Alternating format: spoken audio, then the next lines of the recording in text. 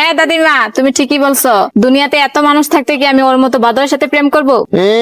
বেআইন সাহেব, আপনি এত ভাব নিয়েন না। এই পৃথিবীর মানচিত্রে মেয়েদেরও কোনো অভাব নাই। একটা ছেলের ভাগ্যে 4টা মেয়ে থাকে। তাই নাকি? তাহলে খুঁজে দেখান পান কিনা কোন রূপবতী রূপে জরিনা। মেয়ের বাড়ি থেকে এরকম সস্তা লুঙ্গি আর পাঞ্জাবি দিছে, এগুলা তুই পরবি? সাথে তো একটা পায়জামাও দিতে পারতো, পায়জামাটাও তো দেয় নাই। আচ্ছা ওনারা দিছে, তাহলে পরবো না, কি করব? না, তুই এগুলা পরবি না। আমি তোর জন্য নতুন পাঞ্জাবি সাথে পায়জামা আর এক জোড়া নতুন জুতা আনছি, তুই ওইগুলা পরবি। কি রে, তুই এনে কি করতেছিস? আর তোর দাদি তোরে খুঁজতেছে। তোর দাদি ডাকে যা, তোর দাদির লোক দেখা কর যা। ওই বুড়িটা আবার আমাকে কেন খুঁজতেছে? এই তুই কি ভুলে গেছিস আজকে তোর বড় ভাইয়ের গায়ে হলো তো তথ্য মেয়ের বাড়িতে লয়ে যেতে না। তোর দাদি এর লেগে খোঁজে, কইছে ওগুলি নিয়ে তথ্যগুলি নিয়ে পৌঁছাই দিয়েতে। আচ্ছা বুঝলাম, বড় ভাইয়ের না হয় বিয়ে হচ্ছে, কিন্তু বাসায় কি কোনো মুরব্বী মানুষ নেই? আমি কি মুরব্বী মানুষ? আমি যেতে পারবো না। তুমি চাচাকে বলো যাইতে, আমি ছোট মানুষ। ছোট মানুষ আজকে বিয়ে করিয়ে দিলে বাচ্চার বাবা হয়ে যাবে, আবার বলে ছোট মানুষ। এখান থেকে যা, না হয় তারপর খাবি। ছোট মানুষ বলে বাসার সবার সমস্ত